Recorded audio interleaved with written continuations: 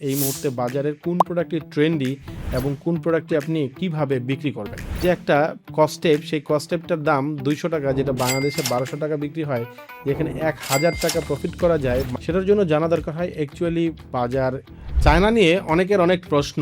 আপনারা জানেন আমি বিগত অনেক বছর ধরেই চায়না প্রোডাক্ট বেচা কেনা এইসব ব্যাপার নিয়ে কথা বলি বা চেষ্টা করি যে চায়না থেকে যে প্রোডাক্টগুলো এনে আমরা বিক্রি করি বা বিক্রি করতাম, সেই জিনিসগুলো নিয়ে আপনাদের সাথে শেয়ার করতে, যে আসলে কীভাবে আপনি চায়না থেকে প্রোডাক্ট এনে বাংলাদেশে প্রোডাক্টগুলো বিক্রি করে লাভবান হতে পারেন। বেসিক্যালি যেহেতু আমি আইটিতে এবং স্টুডেন্ট কল সেন্টারে এইসব বিষয় নিয়ে কাজ করি সবসময়, তো সেই জায়গায় আইটির একটা অভিজ্ঞতা থাকার কারণে বা মার্কেটিং, ডিজিটাল মার্কেটিং প্যানেলে আমার কিছুটা অভিজ্ঞতা থাকার কারণে আমরা ই কমার্স ব্যবসাটাতে মোটামুটি মনোযোগ সহকারে করতে পারছি। সেই ক্ষেত্রে ই কমার্স বিজনেসে চায়নার যে প্রভাব বা চায়না থেকে প্রোডাক্ট এনে বা বেস্ট প্রোডাক্টটাকে সোর্স করে যদি আপনি বিক্রি করতে পারেন বা আপনার যদি ক্লায়েন্ট থাকে B2B অথবা B2C, যেটাই আপনি করেন না কেন, আপনি কিন্তু লাভবান হবেন কনফার্ম। তো চায়নায় চলেন একটু এক্সপ্লোর করি যে এই মুহূর্তে চায়না থেকে যে প্রোডাক্টগুলো বাংলাদেশে আসে এবং বাংলাদেশের মার্কেটে ই কমার্স বিজনেসগুলো যে বিক্রি করতেছে, তার মধ্যে কারা সবচেয়ে বেশি এই প্রোডাক্টগুলো এনে বিক্রি করছে বা লাভবান হচ্ছে। দেখেন, চায়না পুরো পৃথিবীতে তারা তাদের প্রোডাক্ট দিয়ে তাদের মার্কেট দখল করে রেখেছে।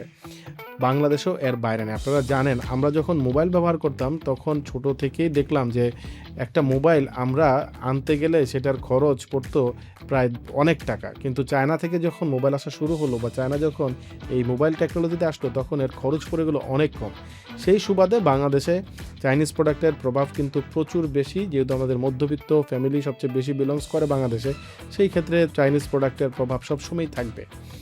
চাইনিজ প্রোডাক্টের প্রভাব থাকার একটাই কারণ, চায়নাতে ঘরে ঘরে ফ্যাক্টরি। চায়নাতে ছোট থেকে ট্রেন করা হয় কীভাবে একটা প্রোডাক্ট আবিষ্কার করতে হয়, কীভাবে একটা প্রোডাক্ট বানাতে হয়, কীভাবে ওই প্রোডাক্টটাকে বাজারজাত করতে হয়। যেহেতু এই পুরো বিষয়বস্তুগুলো চায়নাতে সবচাইতে বেশি মুখ্য, সেই ক্ষেত্রে তারা অটোমেটিক্যালি জানে কোন প্রোডাক্টটি কোন রিজন বা কোন দেশের জন্য ভালো হবে।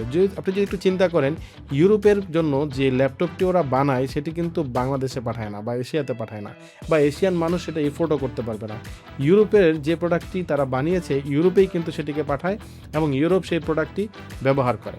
তো এই জায়গাতে চায়নার প্রোডাক্ট বাংলাদেশে আনার জন্য আপনাকে একটি বেস্ট সোর্সিং কোম্পানি অথবা আপনার নিজের যে সেইখানে সবচাইতে কম দামে ভালো কোয়ালিটির যে প্রোডাক্টটা তারা বানাচ্ছে, সেই জায়গাটাতে আপনাকে দাঁড়াতে হবে।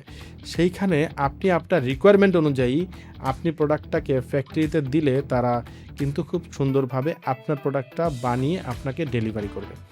কিছু কিছু ক্ষেত্রে একটা জটিলতার ব্যাপার তৈরি হয়, যে চায়নাতে আপনি যাওয়াতে হয়তো ট্যুরিস্ট ভিসায় গেলেন, প্রোডাক্ট অর্ডার করলেন, সেটা আনার জন্য অনেক সময় থার্ড পার্টি সাপোর্ট দিতে হয়, কারণ থার্ড পার্টির সেই ডকুমেন্ট আছে এক্সপোর্ট ইম্পোর্টের, সেই কারণে তারা আপনার প্রোডাক্টটাকে খুব সহজেই আপনাকে এনে দিতে পারে। তো এই জটিলতার মধ্যে অনেক টাকাও খরচ হয়, অনেক সময়, অনেক টেনশন এগুলা কাজ করে।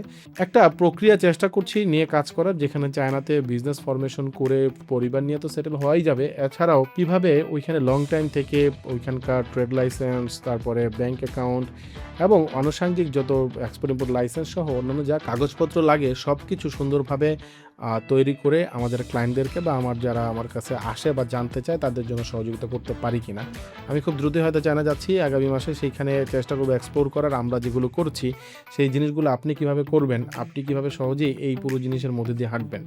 তো আসি প্রথম দিকে আবার চায়না থেকে একটা প্রোডাক্ট, আমি কিছুদিন আগে একটা ভিডিও করেছিলাম, রেফারেন্স হয়তো বা ভিডিওতে দিয়ে দিব, যে একটা কস্টেপ, সেই কস্টেপটার দাম 200 টাকা, যেটা বাংলাদেশে 1200 টাকা বিক্রি হয়, যেখানে 1000 টাকা প্রফিট করা যায়। মার্কেটিং কস্ট যদি 200 টাকা আমি ইনক্লুড করি, তাহলেও প্রায় 800 টাকা প্রফিট করা যায়। এমন প্রোডাক্টও কিন্তু চায়না থেকে এনে বাংলাদেশে বিক্রি হয়। সেটার জন্য জানা দরকার হয় অ্যাকচুয়ালি বাজার, এই মুহূর্তে বাজারের কোন প্রোডাক্টটি ট্রেন্ডি এবং কোন প্রোডাক্টটি আপনি কীভাবে বিক্রি করবেন। সো এইসব ব্যাপার স্যাপার নিয়ে আমি চেষ্টা করবো আরও আপনাদেরকে কন্টেন্ট দেওয়ার। যদি কেউ চায়না বিজনেস করার ইচ্ছা থাকে বা চায়নার প্রোডাক্ট নিয়ে বিজনেস করার ইচ্ছা থাকে, তাহলে আমার সাথে যোগাযোগ করলে আমি চেষ্টা করব আপনাকে সহযোগিতা করার। ধন্যবাদ সবাইকে।